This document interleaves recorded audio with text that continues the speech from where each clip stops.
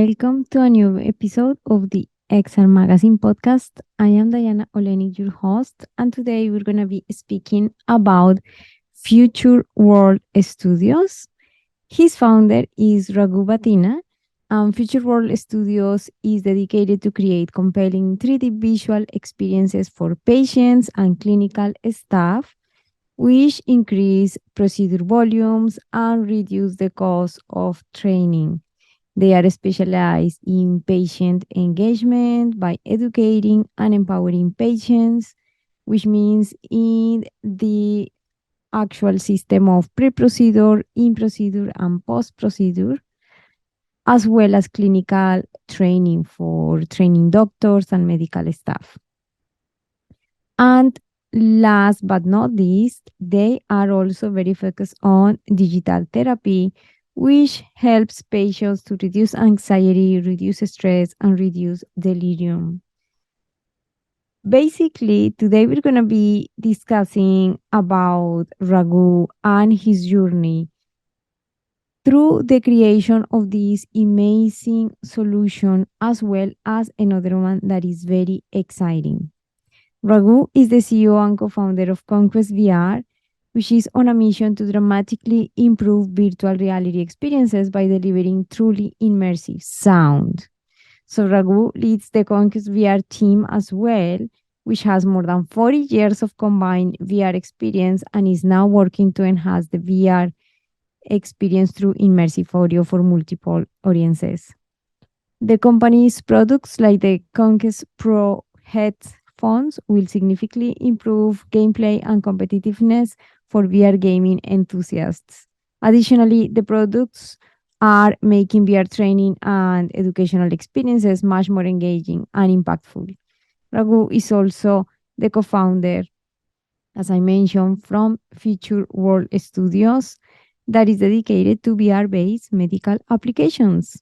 So I cannot wait to start discussing this incredible interview, and let's do it. Thank you so much, Raghu, for being here today. I'm super excited. Please let us know, how are you doing today? Doing great, Diana. Very excited to be here. Thank you. Thank you so much. So we're going to start speaking about some super exciting topics. The first one is about Future World Studios. So please let us know, Raghu, how did you get started with this amazing enterprise? Sure. So Future World Studios is a company we started about 4 years ago. Me and my partner, he's a physician. And we wanted to do something with XR. Really, it was VR at the time in the medical space. And Future World Studios was focused on helping medical device companies better explain their technology to doctors as well as to patients. So large medical device companies like Boston Scientific and Medtronic, both of you who are our customers, make new devices all the time. And when they make a new device, they spend hundreds of millions of dollars on it. But the explanation of how the technology works is often lost when it's being translated to patients. So they'll create, pretty brochures, they'll create websites, videos, but, patients are still like, well, I'm not sure how this works. So we actually started out creating patient engagement experiences in VR, and this is something that's very powerful. As you guys, as you know, VR is amazingly immersive, and it's an amazingly convincing paradigm. When you get somebody into VR, you have their attention, right, for 5, 7, 8 minutes. And so in that experience, when you can explain to a patient what's going to happen to them before, during, and after a procedure, it's amazingly comforting, and also they feel very knowledgeable when they come out of that. So that's part of what we do in Future World Studios, is this patient education, patient engagement, and several companies, StimWave and Medtronic, both have used us to help explain to patients. The other thing that's interesting is when a patient sees a doctor, many times the doctor has to explain the procedure to them. And in today's world, doctors are very busy. They don't have enough time. So they'll kind of do a two-liner, or they'll have the nurse try to explain it. And patients are nervous. They're nervous to ask too many questions. They'll be like, "Oh, okay, I kind of understand, but I'll think about it," because they don't, they can see the doctor's busy. They don't want to, upset the doctor. So they won't really get their questions answered, which means they won't really go for the procedure, especially for electives.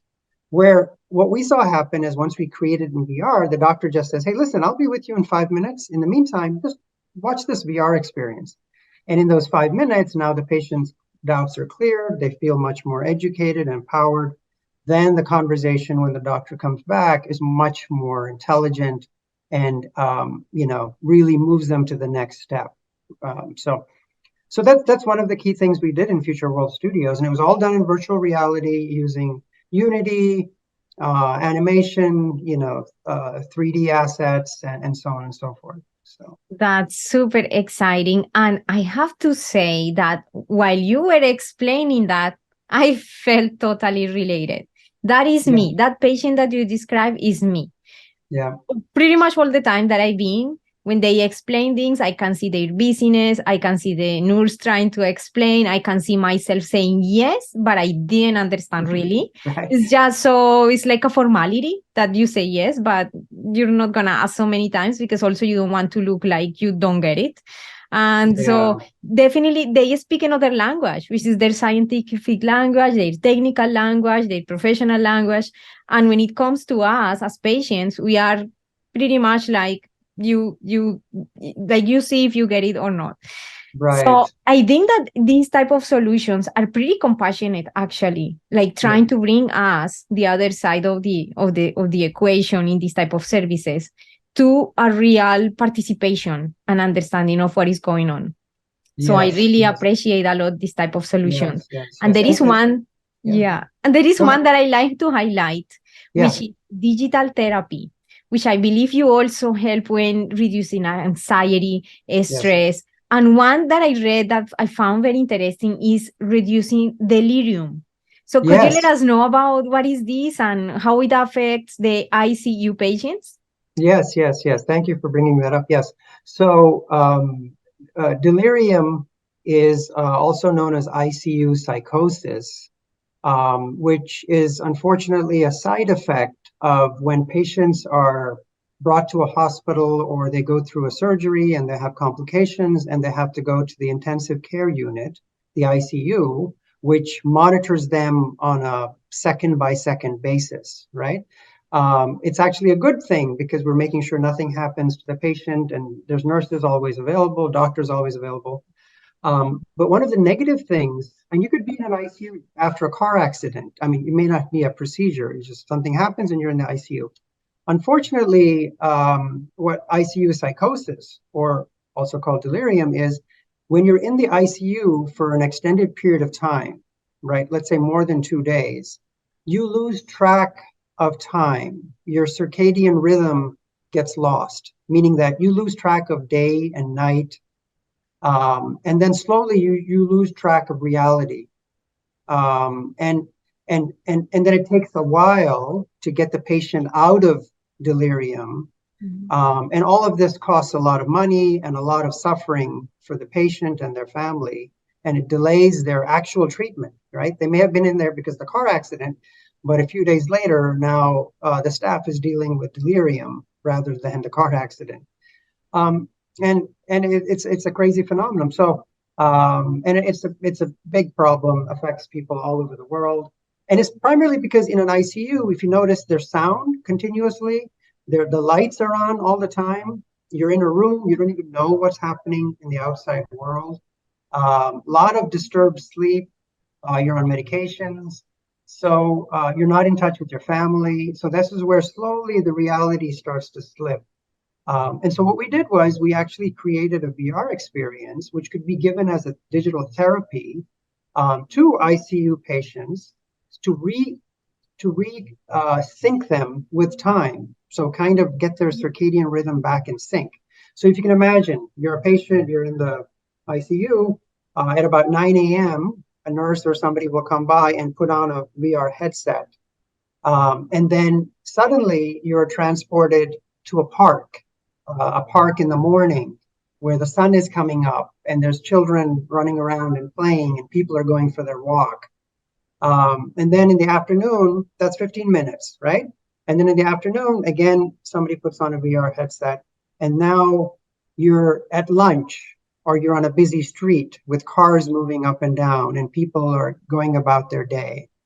And then in the evening, one more experience, which is a nighttime experience, right? Maybe near a movie theater or shops, and to give you a feeling of what nighttime is.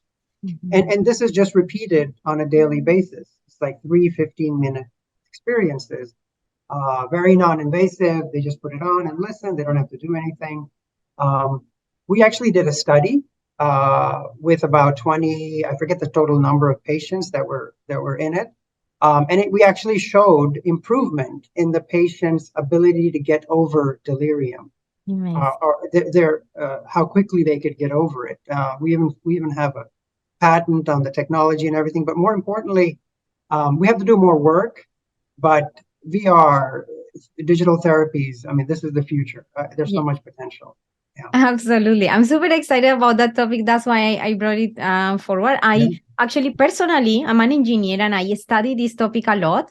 And I've made my way to say everything that I create is going to be in the specific niche of digital therapy. So that's why I'm super excited about that. Okay. Well, you should then attend VMed 23, Virtual Medicine 23, VMed 23.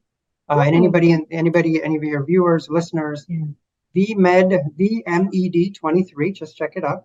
It's held in Los Angeles. It'll be in March of this year.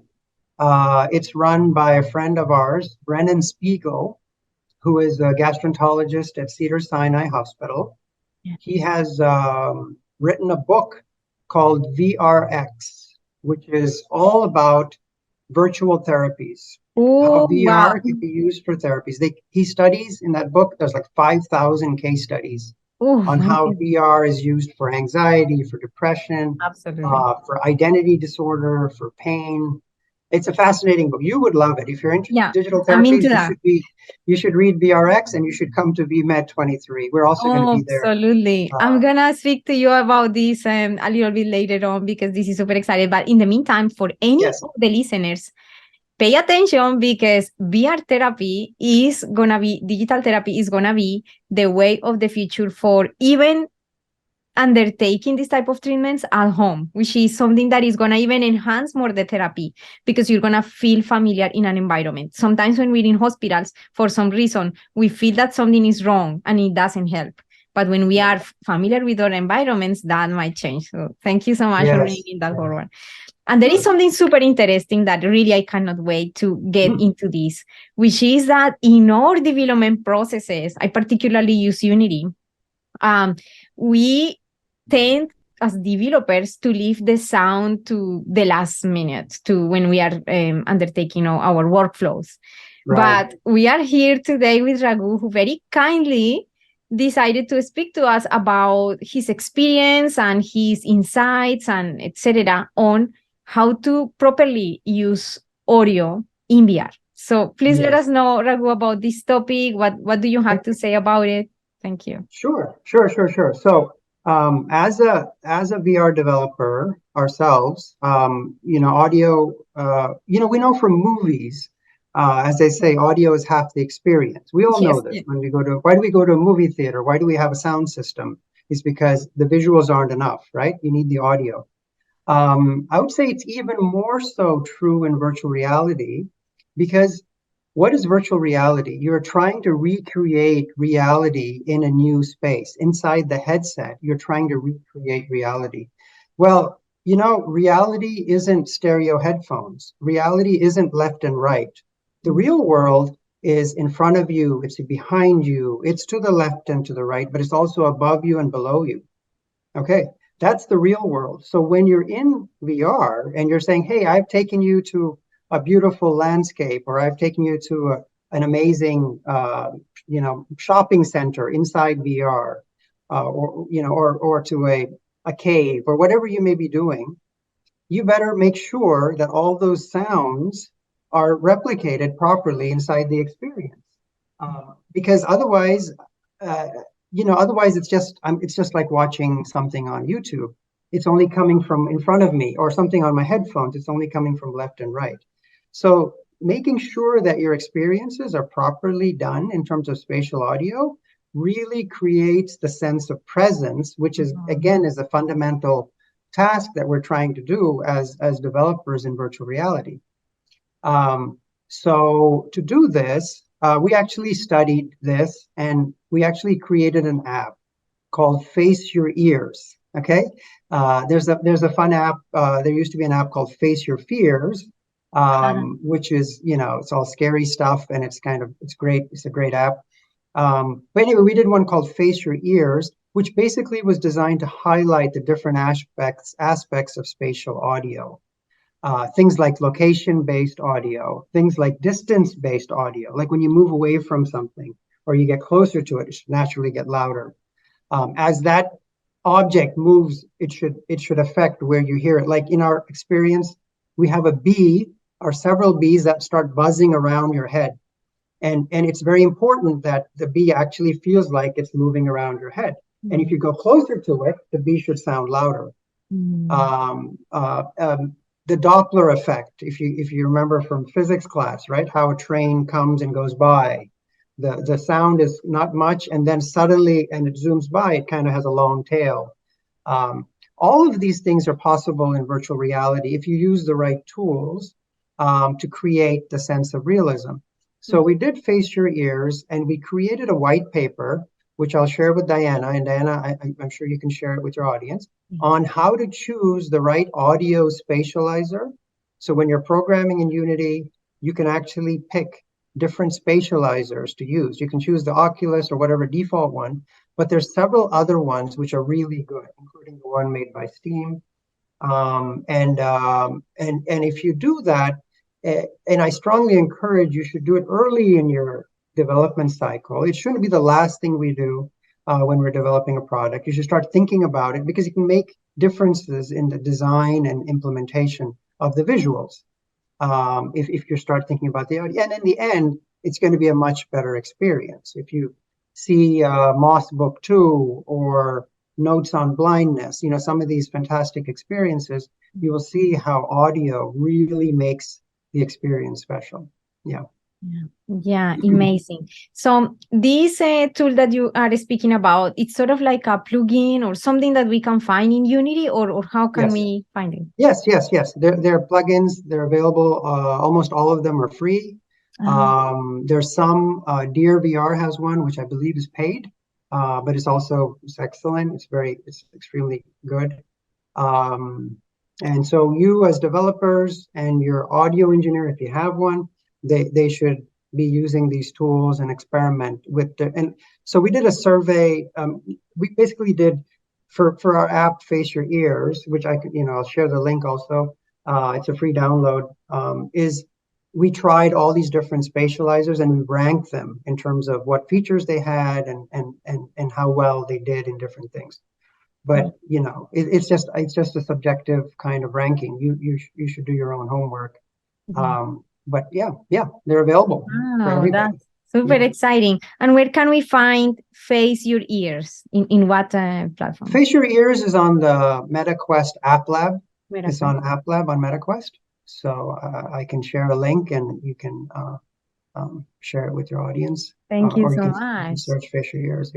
Yeah, I take note of all of these, because those are amazing resources for us as developers, learning more to create even better and more realistic, more with the sense of presence experiences. So this is exactly what we were looking for. I noticed as well that you have Conquest VR, which is a device as well, that is available there if somebody is interested, because I'm pretty sure many developers are also engage with the gaming communities, etc., and they might be interested in having more a sense of real presence in their experiences, even for them, for their own enjoyment. So is it a product that is available already? Yes. So Conquest VR is a virtual reality headphone. So it's designed specifically for virtual reality experiences, ground up designed. And some of the features of it are that it's high-res audio certified, which means it's really built for the future. As VR headsets get better, it goes all the way up to 40 kilohertz in terms of frequency response. It has a highly efficient driver, which is the speaker inside, which sometimes you may notice with the current VR headsets, because the audio comes out of the strap, right? These little transducers in the strap, you miss out on some of the details. And you'll get the details if you have proper headphones. These are those headphones. And you get fantastic detail. Of course, the bass is amazing, but you'll also get like the subtleties of, pitter patter of rain, or the dragging of something on a floor, or a conveyor belt running in the distance. Suppose you're creating a training application in a factory and you need to know when the conveyor belt turns on. You want to hear it. It's the sound of a conveyor belt. It's not going to be super loud, but you should be able to hear it in its right volume. So you need good audio amplification, and that's what the Conquest VR headphones do. Plus, they actually mount directly onto the VR headset, so you don't have to keep taking them on and off. They actually become part of your headset. So you just keep them on all the time. Yeah. And then the other thing, which I think is very useful for training and even for development, is it gives you almost complete privacy. So when you're in VR and you're doing your thing, you don't necessarily want people around you hearing what you're doing, nor do you want what they're doing to disturb your work or your experience, which again can break immersion and also just be a nuisance. So they also create a sense of privacy. And we launched in September, and we're finding a lot of VR enthusiasts who are excited about them and using them already, purchasing them. We find enterprises training people who are evaluating them for their own use. So yeah, check it out, Conquest VR. Yep. Thank you so much. That sounds super, super exciting. Unfortunately, this is always like such a short time. It feels like a short time. And we deeply respect your time because we know that you're very busy, you're on to your own projects, etc. But we're super excited. We're inviting anybody to go and check the work that not only Future World Studios is doing, but Conquest VR, and of course, Raghu, who is the one of the minds behind all of these amazing creations. So thank you so much, Raghu. Is there anything else that you wish I had asked you today? No, Diana, I think this is great. I think we covered some good topics, and hopefully it adds value to your listeners. Okay, yes, thank you so much. It's been amazing. Inviting everybody to subscribe or to share this episode with somebody who might have a lot of value from it. Thank you so much, and see you in the next episode. Bye for now.